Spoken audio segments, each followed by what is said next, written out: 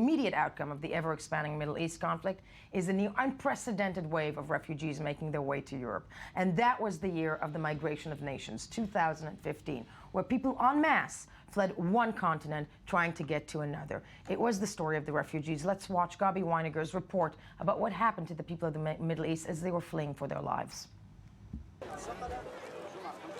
The number of refugees fleeing war-torn countries to reach safety in Europe has surpassed the 1 million mark, and just in time for the new year. But the winter months haven't stopped people making the voyage, and the world is beginning to notice their plight. It took the death of Alan Kurdi, a 4-year-old boy washed up on a Turkish beach, for people to start to react. His picture was the one that cut through the nameless so-called influx of migrants seeking a better life in Europe. But Alan wasn't the first or the last tragedy. Since his death in September, over 100 other children have drowned on that same journey. Back in April, 800 people died in the worst ever migrant shipwreck, some locked into the bottom deck, prevented from escaping. It was a month of tragedies, as rickety boats bound from Libya to Europe sank in the Mediterranean Sea. A cemetery of the unknown now lies in the heart of Libya's capital, graves unmarked and empty. Europe then stepped up its rescue missions, but the death toll continues to climb. And migrants continue their exodus from Greece, some lucky to reach Germany, but others prevented from crossing through Macedonia, then from Serbia to Hungary. The rise of the Islamic State group, the ever-worsening war in Syria, and instability across the Middle East and Africa has driven record numbers of people to leave their homes. And it's not even the most desperate of those making the most desperate of journeys. Syria's poorest are stuck in Syria, with no money to pay the expensive price to be smuggled out. Others remain in overcrowded and impoverished refugee camps in Jordan, Turkey and Lebanon. The war in Syria has no end in sight, and the consequences are here to stay for the years to come. Let's go straight to Budapest, where we're joined by the spokesperson for the UNHCR in Central Europe, Babar Balak. Mr. Balak, I want to thank you for joining us.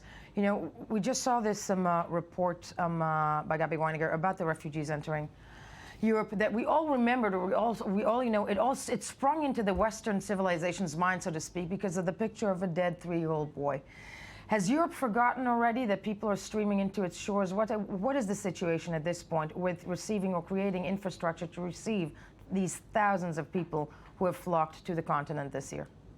Indeed, I mean, the level of suffering that we saw in 2015 of desperate people who were forced out of their homes was unprecedented, and over 1 million arrived in Europe through the sea. And Europe's response hasn't been up to the mark so far. And we as UNHCR has been looking towards Europe, its leadership, for a collective response. As we speak right now, every day in this cold and wintry weather and season, there are over 3,000 people who are arriving in Europe. Majority of them are fleeing war and conflict. We are talking over 80% from Syria, Afghanistan, Iraq, Eritrea, Nigeria, and Somalia. No, and I think it's very important to remember and remind our audience, it's not just the Syrian refugees, but from war-torn countries.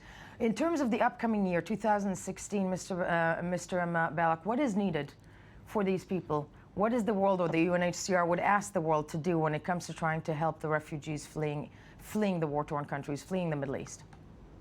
If the world can get its act together, find peace for these people, that's very important. If that's not possible, then we have to provide these people, these desperate people, the due care that they deserve. And we should not be forgetting that seeking asylum is allowed under international law. It's not a crime. And then what we see when people at this scale are fleeing war, conflict, and hopelessness, then refugees are being labeled as migrants. Being labeled as migrants, and also the fear, I would think, and with that, my colleague in studio would agree, the fear also that they're branded terrorists just because of the affiliation of the countries that they come from.